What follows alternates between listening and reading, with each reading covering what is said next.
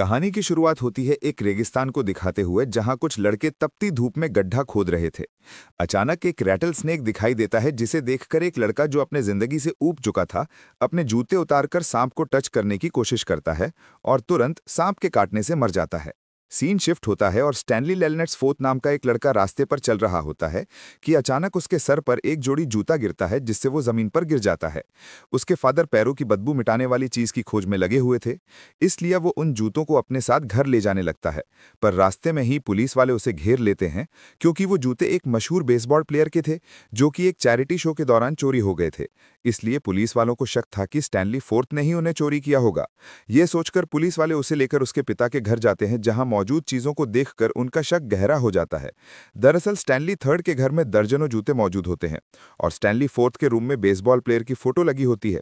इन सब दस्तावेजों को मद्देनजर रखते हुए स्टैनली को कोर्ट ले जाया जाता है जहां उसके सामने दो ऑप्शन रखे जाते हैं, एक जेल जाने का और दूसरा कैंप ग्रीन लेक में 18 महीने बिताने का। स्टैनली कैंप वाला ऑप्शन चुनता है और ट्रिप में जाते वक्त उसे लगता है कि शायद ये सब कुछ उसके फैमिली कर्स यानी श्राप की वजह से हो रहा था। उनकी बस एक बहुत बड़े रेगिस्तान से गुजरती थी जहां बहुत सारे गड्ढे थे। उसे रास्ते में एक व्यापारी गधे के साथ खड़ा दिखाई देता है, पर तभी पता चलता है कि यह उसका भ्रम था। सफर खत्म होने पर वो एक छोटे से टाउन में पहुंचता है जहां बहुत सारे लड़के जेल की यूनिफॉर्म पहने होते हैं। वहां स्टैनली वार्डन के राइट हैंड मिस्टर सर से मिलता है जिसे स्टैनली का नाम फनी लगता है, जिस पर स्टैनली उसे बताता है कि उनका सरनेम यल नेट्स पूर्वजों ने रखा था और अपने बच्चों को स्टैनली नाम से बुलाने की परंपरा भी उन्हीं ने शुरू की थी। लेकिन मिस्टर सर को उसकी बातों में कोई इंटरेस्ट नहीं होता है और वो उसे वहां के नियम और कानून समझाने लगता है, जिसके मुताबिक वहां पर ना तो कोई टाइम देखने के लिए घड़ी थी और ना ही आसपास कोई घेराव था तो दूर दूर तक सिर्फ रेगिस्तान जहां बूंद भर भी पानी नहीं था। और यही वजह थी कि कोई दीवार या कैद ना होने के बावजूद भी कोई कैदी यहां से भागने की हिम्मत नहीं कर पाता था। बहरहाल स्टैनली को 2 जोड़े कपड़े दिए जाते हैं और साथ में एक फावड़ा दिया जाता है जिससे स्टैनली को रोज एक 5 फीट गहरा गड्ढा खोदना होगा। उसकी गहराई नापने के लिए वो फावड़े का इस्तेमाल कर सकता है। वो गड्ढा खोदने में जितनी देर लगाएगा उतनी ही देर उसे सूरज की धूप में तपना पड़ेगा। साथ ही उसे बैटल स्नेक और येलो स्पॉटेड लिजर्ड से भी बचना होगा क्योंकि ये दोनों ही खतरनाक जानवर थे जो उसकी जान भी ले सकते थे। इसके बाद स्टैनली डॉक्टर पिंजांस्की से मिलता है जो उसे पूरे एरिया का चक्कर लगाकर बताता है कि वहां का रूल नंबर 1 ये है कि वार्डन को परेशान ना किया जाए वरना नतीजे बहुत बुरे हो सकते हैं। इसके बाद वो उसे दूसरे लड़कों के पास ले जाता है जो स्टैनली को उसके सोने की जगह दिखाते हैं। वहां पर मरे हुए बच्चे की उल्टियों के निशान थे। डॉक्टर सभी लड़कों को उनके असली नाम से पुकारता था लेकिन वो लोग एक दूसरे को निकनेम से पुकारते थे जो उन्हें वहां आने के बाद मिले थे। उनमें सबसे छोटे लड़के का नाम जीरो था क्योंकि वो किसी से बात नहीं करता था। इसके बाद स्टैनली एक लड़के को उसके रियल नाम से पुकारते हुए पूछता है कि कैंटीन कहाँ है, जिस पर वो लड़का गुस्से में उसे पीछे धकेल देता है और याद दिलाता है कि उसे सिर्फ निकनेम से ही बुलाना है। कुछ देर बाद स्टैनली खाना खाने बैठता है जिसमें सिर्फ बीन्स परोसे जाते हैं। इतने में एक्सरे नाम का लड़का उसके खाने का कुछ हिस्सा ले लेता है और कहता है कि मुझे ज्यादा खाना मिलना चाहिए क्योंकि मैंने दिन भर काम किया है जबकि तुमने तो आज कोई भी गड्ढा नहीं खोदा। इसके बाद सब लड़के स्टैनली से पूछते हैं कि वो यहाँ क्यों भेजा गया है, जिस पर स्टैनली उन्हें बताता है कि उसने मशहूर सेलिब्रिटी के जूते चुराए थे। ये सुनकर जीरोन से पूछता है कि क्या उन जूतों में स्टार्स बने हुए थे, जिसके जवाब में स्टैनली हाँ कहता है और तभी उसे याद आता है कि कोर्ट में ट्रायल के दौरान बेसबॉल प्लेयर ने सबको बताया था कि वो एक अनाथालय में पला बढ़ा था, इसी वजह से उसने वो जूते चैरिटी में दान किए थे। लेकिन स्टैनली एक फैन था जिसने अपने ही फेवरेट प्लेयर के जूते चुरा लिए थे। रात को सोते वक्त स्टैनली को याद आता है कि उसके ग्रैंडफादर ने कहा था कि उनके परिवार को एक श्राप मिला हुआ है। इसी वजह से उसके फादर स्टैनली थर्ड अपने इन्वेंशन में कभी सक्सेसफुल नहीं हो पाए थे। स्टैनली फर्स्ट की किस्मत बहुत ही खराब रही। उसने स्टॉक मार्केट में बहुत पैसा कमाया था लेकिन एक फेमस क्रिमिनल किसिंग कैट के हाथों मारा गया था जो अपने शिकार को मारने के बाद किस किया करती थी जिससे उनके चेहरे पर उसकी लिपस्टिक के निशान रह जाते थे। लेकिन उसने स्टैनली के चेहरे पर किस नहीं किया था बल्कि उसके खजाने को लूटकर उसे रेगिस्तान में तन्हा छोड़कर चली गई थी। अब सीन प्रेजेंट में आ जाता है जहां सुबह होने से पहले ही लड़कों को जगा दिया जाता है। उन्हें नाश्ते में टॉटिया खाने को मिलता है और उसके बाद काम पर जाने के लिए एक एक फावड़ा चुनने को कहा जाता है। पर जैसे ही स्टैनली एक फावड़ा चुनता है एक्सरे उसके हाथ से फावड़ा छीन लेता है। तब उसे पता चलता है कि वो छोटा फावड़ा एक्सरे यूज किया करता था और अपनी जगह किसी और को लेने नहीं देता था। खैर वो सब गड्ढा खोदने वाली जगह पर पहुंच जाते हैं और तभी मिस्टर सर स्टैनली को बताता है कि गड्ढा खोदते वक्त अगर तुम्हें कोई भी इंटरेस्टिंग चीज नजर आए तो तुरंत मुझे खबर कर देना। अगर वो चीज मुझे पसंद आ गई तो उस दिन के लिए तुम्हें काम से छुट्टी मिल जाएगी। इसके बाद वो उसे ये भी बताता है कि गड्ढा किसी खास मकसद के लिए नहीं खुदवाया जाता बल्कि ये सब तुम लोगों को सुधारने के लिए किया जा रहा है। इसके बाद सभी लड़के काम में लग जाते हैं और अपने अपने गड्ढों से निकले हुए दस्त को बाहर फेंकने लगते हैं जो कभी कभी स्टैनली के गड्ढे में गिर जाता था। स्टैनली उन्हें ध्यान से काम करने को कहता है जिस पर वो लोग उसका मजाक उड़ाते हैं। गड्ढा खोदते वक्त स्टैनली को एक बार फिर से अपने परिवार के श्राप का ख्याल आता है। उसके एक पूर्वज एलिया ने सुअरों के फॉर्म में काम किया था, जहां उसे अपने मालिक की बेटी मायरा से प्यार हो गया था। तब वो जर्नी नाम की एक भविष्य बताने वाली के पास गया और उसे पूछा कि लड़की का दिल जीतने के लिए उसे क्या करना होगा, जिसके जवाब में जर्नी ने उसे प्यार व्यार भूलकर अमेरिका जाने की सलाह दी, जहां उसका भविष्य सुधर सकता था। लेकिन एलिया ने हार नहीं मानी और मायरा के पिता से उसका हाथ मांग लिया। लेकिन वहां एक और बंदा था जो मायरा से शादी करना चाहता था। उसने मायरा के पिता को दहेज में ढेर सारे पिक दिए और बाजी जीत गया। एलिया दुखी होकर फिर से जर्नी के पास गया। इस बार जर्नी को उस पर दया आ गई और उसने एक ट्रिक बताई। उसने एलिया से कहा कि तुम्हें हर दिन एक छोटे से सुअर को पानी पिलाने के लिए पहाड़ पर ले जाना होगा और जब तक पिग पानी पिएगा तुम्हें वहीं रुककर गाना गाना होगा। इस तरह तुम भी मजबूत हो जाओगे और पिग भी काफी बड़ा हो जाएगा और एक बेहतरीन दहेज बनेगा। लेकिन पिग को पानी पिलाने के बाद मुझे भी पहाड़ पर ले जाकर पानी पिलाना होगा। अगर तुमने ऐसा नहीं किया तो तुम पर और तुम्हारी आने वाली पीढ़ियों पर एक श्राप लगेगा। एलिया खुशी खुशी मान गया और रोजाना ऐसा ही करने लगा। जब एक दिन पिग काफी बड़ा हो गया तो वो उसे लेकर अपने होने वाले ससुर के पास गया और उसे दहेज में दे दिया। लेकिन मायरा काफी कंफ्यूज थी और फैसला नहीं ले पा रही थी कि वो किससे शादी करे। इसलिए उसने एक गेसिंग गेम के जरिए अपने पति को चुनने का इरादा जाहिर कर दिया, जिस पर एलिया बहुत नाराज हो गया और उसने फैसला किया कि अब वो शादी नहीं करेगा और जर्नी की सलाह के मुताबिक अमेरिका जाकर अपनी किस्मत बनाएगा।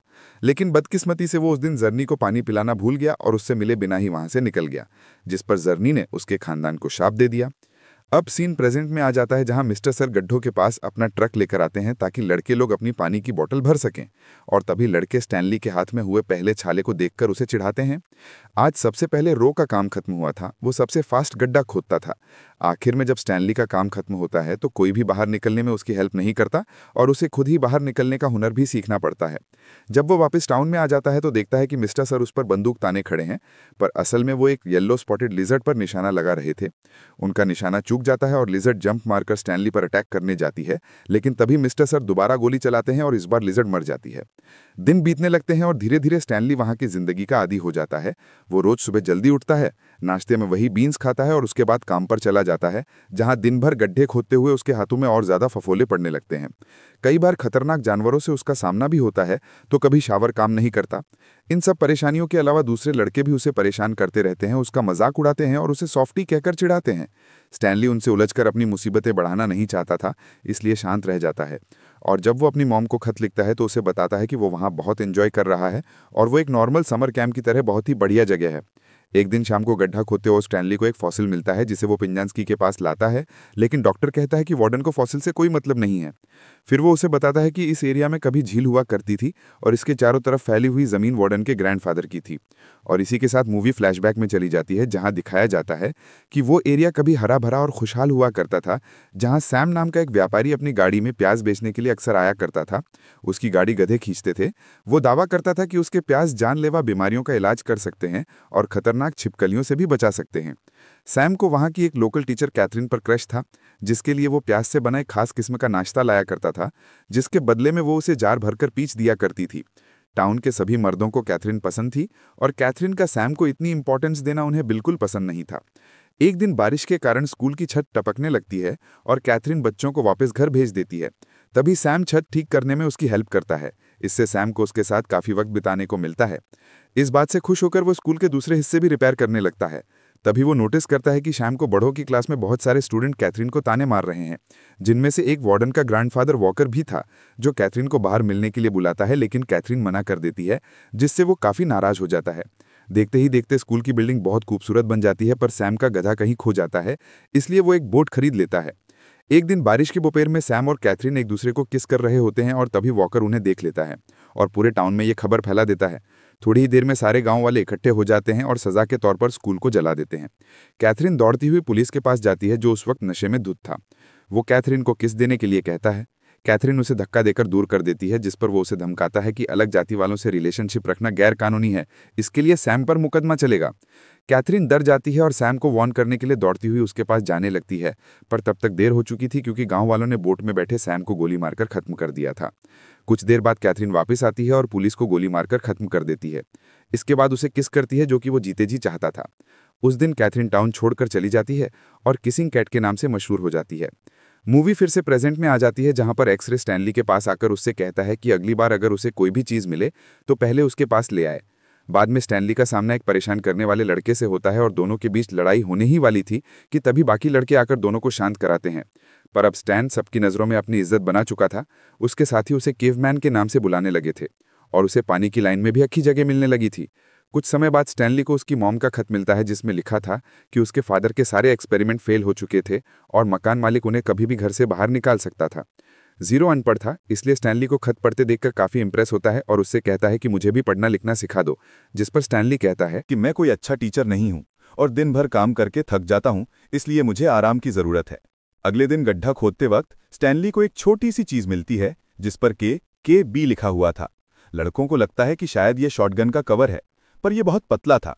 तभी एक्सरे स्टैनली के हाथ से वो चीज़ छीन लेता है और जैसे ही पिंस्की उस चीज़ को देखता है वो तुरंत जाकर वार्डन को खबर कर देता है और सारे लड़के ये देखकर हैरान रह जाते हैं कि वार्डन एक बहुत खूबसूरत औरत थी। वो उस चीज़ को देखकर बहुत खुश होती है और एक्सरे को उस दिन की छुट्टी दे देती है और बाकी लड़कों से एक्सरे के गड्ढे के आसपास का पूरा एरिया खोद डालने को कहती है। इसलिए उस दिन लड़कों को दूसरे दिनों के मुकाबले ज़्यादा काम करना पड़ता है, लेकिन फिर भी उन्हें कोई चीज़ नहीं मिलती क्योंकि वो गलत जगह थी। अगले कुछ दिनों तक लड़के उसी टनल को खोदते रहते हैं जो उन्होंने क्रिएट किया था, पर उन्हें वहां एक छोटे से डायल के अलावा और कुछ भी नहीं मिलता। आखिरकार वार्डन उन्हें उनके इंडिविजुअल गड्ढे खोदने को कह देती है, जैसा कि वो पहले से करते आ रहे थे। अगले दिन जब मिस्टर सर लड़कों की बोतलें भर रहा होता है, तब एक लड़का उसके ट्रक से सनफ्लावर के बीजों का बैग चुरा लेता है और उसके जाते ही सब लड़के उन बीजों को आपस में बांटने लगते हैं। पर बदकिस्मती से मिस्टर सर जल्दी ही नोटिस कर लेते हैं कि बैग गायब है और वो ट्रक मोड़कर वापस वहां आ जाते हैं। लड़के जल्दी जल्दी बीजों को छिपाने लगते हैं और तभी गलती से वो बैग स्टैनली के पैरों पर गिर जाता है। इसलिए वो बैग को रेत के अंदर छुपाने की पूरी कोशिश करता है, लेकिन फिर भी मिस्टर सर बैग को देख लेता है और तब अपने दोस्त को बचाने के लिए स्टैनली झूठ बोल देता है कि ये चोरी मैंने खुद किया है। ये देखकर सब लड़के शॉक्ड रह जाते हैं। इसके बाद मिस्टर सर स्टैनली को सजा देने के लिए वार्डन के पास लेकर आता है। उसके ऑफिस के अंदर किसिंग केट के बहुत सारे पोस्टर लगे हुए थे। अभी वो उन पोस्टर्स को देख ही रहा था कि तभी वार्डन उसे अपनी नेल पॉलिश दिखाने लगती है जिसे उसने रैटल स्नेक के जहर से बनाया था। अपने नाखूनों पर नेल पॉलिश लगाने के बाद वार्डन मिस्टर सर को थप्पड़ मारती है क्योंकि उसने सनफ्लावर सीड्स जैसी मामूली चीज के लिए स्टैनली का गड्ढा खोदना रुकवा दिया था। इसके बाद वो स्टैनली को वापस काम पर भेज देती है और जब वो खुदाई करने वाले एरिया में वापस आता है तो सभी लड़के उसे हीरो की तरह ट्रीट करते हैं। स्टैनली देखता है कि जीरो ने उसके हिस्से का गड्ढा भी खोद दिया है। इससे खुश होकर वो उसे पढ़ाने के लिए तैयार हो जाता है। अगली बार जब मिस्टर सर आता है तो वो लोग देखते हैं कि उसके चेहरे पर 2 खतरनाक निशान थे जो वार्डन की नेल से बने थे। मिस्टर सर स्टैनली से इतना नाराज था कि वो उसको खाना पानी तक नहीं देता। इधर स्टैनली सोचता है कि ऑफिस में उसने जो कुछ देखा था उससे तो यही लगता था कि वो पतली सी ट्यूब जो उसे गड्ढे में मिली थी वो शायद किसिंग केट की लिपस्टिक थी। तभी फ्लैशबैक में दिखाया जाता है कि केट सिर्फ उन्हीं लोगों को मारती है जो सैम की मौत और स्कूल की बर्बादी के लिए जिम्मेदार थे, पर उसने बहुत सारा खजाना लूटा था। स्टैनली फर्स्ट से खजाने की पेटी लूटने के बाद उसने उसे वहां गाड़ दिया था जहां कभी झील हुआ करती थी। इसके बाद जब वो आराम कर रही थी तभी वहां वॉकर और उसकी वाइफ आ जाते हैं। वो दोनों पैसों के लिए बेचैन हो रहे थे क्योंकि सैम के मरने के बाद वो झील सूख चुकी थी और पूरा टाउन भी बर्बाद हो चुका था। केट चाहती तो उन्हें उसी वक्त मार देती, लेकिन वो उससे बेहतर तरीके से बदला लेना चाहती थी। इसलिए वो खुद को एक जहरीली छिपकली से कटवा लेती है ताकि वहीं उसकी कब्र बन जाए और खजाने का सही लोकेशन मालूम ना होने के कारण वॉकर और उसकी आने वाली जनरेशन, जिसमें वार्डन भी शामिल थी, इतने बड़े रेगिस्तान में जिंदगी भर गड्ढे खोदते रह जाएं। अब सीन फिर से प्रेजेंट में आ जाता है जहां स्टैनली जीरो को पढ़ना लिखना सिखाता है और तभी उसे पता चलता है कि जीरो का असली नाम हेक्टर जिरोनी है। इसका मतलब ये था कि वो मैडम जिरोनी का वंशज है। जीरो गड्ढे खोदने में फास्ट था, इसलिए वो स्टैनली को भी गड्ढा खोदने में हेल्प करता है।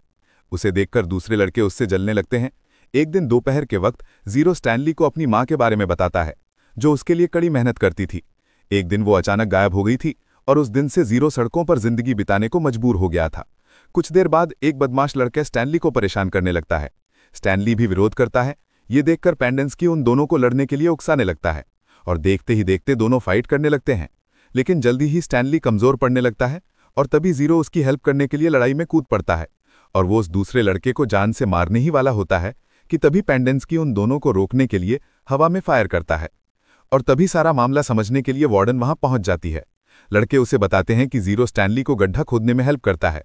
इस पर स्टैनली कहता है कि बदले में मैं भी उसे पढ़ना लिखने में हेल्प करता हूं। ये सब सुनकर वार्डन गुस्से में तिलमिलाने लगती है, जबकि पेंडेंस्की जीरो का मजाक उड़ाने लगता है। वो उसे गधा और बेवकूफ़ कहता है, जिसे सुनकर जीरो को गुस्सा आ जाता है और वो पेंडेंस्की को फावड़े से मारकर रेगिस्तान में भाग जाता है। मिस्टर सर उसे पकड़ने के लिए जाना चाहता है, लेकिन वार्डन उसे रोक देती है। क्योंकि जीरो का इस दुनिया में कोई नहीं था, इसलिए वो लोग उसकी फाइल रिकॉर्ड से डिलीट कर देंगे और ऐसा जाहिर करेंगे जैसे वो कभी यहाँ आया ही नहीं था। शाम को सभी लड़के बांटकर डिस्कस करते हैं कि जीरो रेगिस्तान में किस तरह मरेगा। उनकी बातें सुनकर स्टैनली को जीरो की फिक्र होने लगती है और तभी उसे याद आता है कि केट के हाथों लुट जाने के बाद स्टैनली फर्स्ट रेगिस्तान में 16 दिनों तक जिंदा रहा था, क्योंकि उसे एक जगह पर पनाह मिल गई थी जिसे गॉड्स थंब यानी भगवान का अंगूठा कहा जाता था। लेकिन वो जगह कहाँ थी और कैसी थी ये ना तो किसी को पता था और ना ही स्टैनली फर्स्ट किसी को बता पाया, क्योंकि जब लोगों ने उसे ढूंढा तब तक वो आधा पागल हो चुका था। अगले दिन जीरो की जगह एक नया लड़का आता है जो स्टैनली को बहुत परेशान करता है। स्टैनली एक प्लान बनाता है। जब मिस्टर सर सबको पानी देने के लिए आता है तो स्टैनली उसका ट्रक चुराकर भाग खड़ा होता है, लेकिन मिस्टर सर भी शातिर था, वो ट्रक के दरवाजे से लटक जाता है। तब स्टैनली उसे धक्का देकर गिराने की कोशिश करता है और इस चक्कर में उसका ध्यान बढ़ जाता है और ट्रक एक गड्ढे में जाकर गिर जाता है। लेकिन स्टैनली हिम्मत नहीं हारता और पैदल ही भागने लगता है। दूसरे लड़के उसे भागते देखकर खुशी से चिल्लाने लगते हैं। जब वार्डन को उसके भागने की खबर मिलती है तो वो मिस्टर सर से कहता है कि उसके गुमशुदा होने की रिपोर्ट 2 हफ्ते बाद भेजेंगे, तब तक उसकी लाश भी सड़गल चुकी होगी और हमें ढूंढने की जरूरत भी नहीं पड़ेगी। इधर तपती धूप में स्टैनली चलता रहता है। रास्ते में मिलने वाली सभी खतरनाक छिपकलियों को इग्नोर करके वो आगे बढ़ता रहता है। आखिरकार उसे सैम का बोट दिख जाता है, जिसके नीचे थका हारा सा जीरो पड़ा था। वो पीच के बने उस जैम को खाकर जिंदा था जो केट ने सैम को दिए थे। स्टैनली भी थोड़ा जैम खाता है और तभी उसकी नज़र एक पहाड़ पर पड़ती है जो अंगूठे जैसा दिखता था, और उसे याद आता है कि शायद यही वो जगह थी जहां उसका पूर्वज स्टैनली फर्स्ट ठहरा था। अब वो दोनों उस बोट को छोड़कर पहाड़ पर चढ़ने लगते हैं, जो काफी मेहनत का काम था। अचानक स्टैनली फिसलकर गिरने लगता है, पर तभी जीरो फुर्ती से उसकी तरफ बढ़ता है और अपने फावड़े की मदद से उसे उठाने में हेल्प करता है। लेकिन ऐसा करते हुए जीरो के हाथ पर चोट लग जाती है। तब स्टैनली उसकी मरहम पट्टी कर देता है। इसके बाद दोनों लड़के फिर से चलने लगते हैं, पर जल्दी ही जीरो कमजोर होकर गिर जाता है। लेकिन तभी स्टैनली उसे पकड़कर नीचे लुढ़क से बचा लेता है, पर अब तक जीरो बहुत थक चुका था, इसलिए वो आगे चलने से इनकार कर देता है। लेकिन स्टैनली भी हार नहीं मानता और अपने दोस्त को पीठ पर लादकर पहाड़ पर चढ़ने लगता है, ठीक उसी तरह जिस तरह उसके पूर्वज एलिया पिक को पीठ पर लादकर पहाड़ पर चढ़ते थे। धीरे धीरे स्टैनली को वहां कुछ हरियाली दिखने लगती है, साथ ही पानी का एक छोटा सा झरना भी दिखता है। तभी उसकी नज़र सैम के प्याज पर पड़ती है और वो तुरंत जीरो को जगाता है। इसके बाद दोनों जी भरकर प्याज खाते हैं और पानी पीते हैं। स्टैनली अचानक वो गाना गुनगुनाने लगता है जो उसके परिवार वाले पीढ़ियों से गाते आ रहे थे। स्टैनली को पता नहीं था कि ये वही पिग वाला सॉन्ग है जो कभी एलिया ने गाया था। स्टैनली ने ज़ीरोनी परिवार के वंशज जीरो की जान बचाई थी, जिसके कारण मैडम ज़ीरोनी की आत्मा को शांति मिल गई थी और स्टैनली परिवार पर से श्राप भी उठ गया था। इधर श्राप उठा, इधर स्टैनली थर्ड का इन्वेंशन कामयाब हो गया। उसने प्याज और पीच के कॉम्बिनेशन से एक ऐसा फॉर्मूला तैयार किया जिससे पैरों की बदबू से छुटकारा मिल सकता है। उसकी इस कामयाबी पर पूरा परिवार जश्न मनाता है। अगले दिन सुबह जीरो कन्फेस करता है कि जूते उसने चुराए थे। उसने देखा था कि वो जूते उस शेल्टर को डोनेशन के तौर पर मिले थे जहां वो रहता था। उसे पता नहीं था कि वो जूते फेमस हैं, इसलिए वो उठाकर भाग रहा था कि पुलिस उसके पीछे पड़ गई और तभी अपनी जान बचाने के लिए उसने जूते ब्रिज के ऊपर से फेंक दिए जो स्टैनली के सर पर जाकर गिरे, जबकि जीरो अगले ही दिन दूसरी जगह जूते चुराते हुए पकड़ा गया। ये सब सुनकर स्टैनली कहता है कि जो किस्मत में लिखा था वो हो चुका, अब उस पर ज्यादा सोचने का कोई फायदा नहीं। नेक्स्ट सीन में स्टैनली की लॉयर उसे रिहा कराने कैंप जाती है, क्योंकि कोर्ट को पता चल चुका था कि स्टैनली बेकसूर है, लेकिन वार्डन उसे वहां से भगा देती है। वो जाते हुए कहती है कि अगली बार मैं अपने साथ पुलिस वालों को लेकर आऊंगी। अब फिर से स्टैनली और जीरो को दिखाया जाता है, जो थोड़ा आराम करने के बाद वापस उसी खुदाई वाले एरिया में पहुंच जाते हैं और उस गड्ढे को ढूंढने लगते हैं जहां स्टैनली को लिपस्टिक मिला था। जैसे ही उन्हें वो गड्ढा मिलता है, वो दोनों वहां खुदाई करने लग जाते हैं और फाइनली उन्हें वो संदूक मिल जाता है जिसके अंदर खजाना भरा हुआ था। उसी वक्त वार्डन और मिस्टर सर को खबर लगती है तो वो दोनों वहां दौड़े आते हैं, लेकिन तभी ढेर सारी जहरीली छिपकलियां उन दोनों लड़कों और खजाने को कवर कर लेती हैं, मानो उन्हें प्रोटेक्ट कर रही हों। ये देखकर वार्डन इंतजार करती है कि जल्द ही छिपकलियां दोनों लड़कों को मार डालेंगी और फिर वो उस खजाने की मालिक बन जाएगी। इसके बाद वो अपने बचपन का किस्सा बताती है कि जब उसके दादाजी खजाना पाने के लिए क्रिसमस के दिन भी उससे गड्ढा खुदवाते थे। नेक्स्ट सीन में सुबह हो जाती है और वार्डन देखती है कि छिपकलियों ने ना तो लड़कों को काटा था और ना ही वहां से गई थीं, और तभी वहां पर लॉयर पुलिस वालों को साथ लेकर आती है। उन्हें देखते ही वार्डन झूठी कहानी सुनाने लगती है कि दोनों लड़के मेरे ऑफिस से खजाने की पेटी लेकर भाग रहे थे, पर तभी जीरो संदूक पर लिखे हुए स्टैनली के नाम को दिखाता है जिससे वो दोनों बेकसूर साबित हो जाते हैं। इसके बाद लॉयर संदूक को अपने कार में रख लेती है और स्टैनली को लेकर वहां से निकलने वाली होती है, लेकिन स्टैनली जीरो को लिए बिना जाने के लिए तैयार नहीं होता। इसलिए लॉयर जीरो का फाइल मांगती है और जब उन्हें पता चलता है कि फाइल मिसिंग है तो एक पुलिस वाला सीनियर ऑफिसर्स को फोन लगाकर जांच करने को कहता है और तब उन्हें पता चलता है कि मिस्टर सर एक भागा हुआ अपराधी है और पेंडेंस की भी कोई डॉक्टर नहीं है। इसलिए वार्डन समेत उन दोनों को गिरफ्तार कर लिया जाता है और तभी अचानक वहां बारिश होने लगती है, जिसे देखकर सारे लड़के खुशी से झूमने लगते हैं। कुछ दिनों बाद स्टैनली और जीरो अपने परिवार के सामने खजाने का बक्सा खोलते हैं, जिसके अंदर से ढेर सारा खजाना और कुछ शेयर्स निकलते हैं। स्टैनली खजाने में से कुछ हिस्सा जीरो को देने की बात करता है, जिस पर उसके परिवार वाले अग्री हो जाते हैं। जीरो उन पैसों की मदद से कुछ प्राइवेट डिटेक्टिव हायर करता है जो उसकी मां को ढूंढ निकालते हैं और फिर वो अपनी मां से मिलकर बहुत खुश होता है। कुछ दिनों बाद सरकार उस कैंप को बंद कर देती है और लड़कों को काउंसलिंग के लिए भेज दिया जाता है। इधर स्टैनली और जीरो का परिवार एक दूसरे का पड़ोसी बन जाता है, जो एक अच्छे लोकेलिटी में रहने लगते हैं। उनके कैंप वाले दोस्त बीच बीच में उनसे मिलने आते रहते हैं। स्टैनली थर्ड का इन्वेंशन जबरदस्त कामयाबी पा लेता है और फेमस बेसबॉल प्लेयर अब उसके एड में काम करने लगता है और इसी के साथ ही अमेजिंग मूवी यहीं पर खत्म हो जाती है।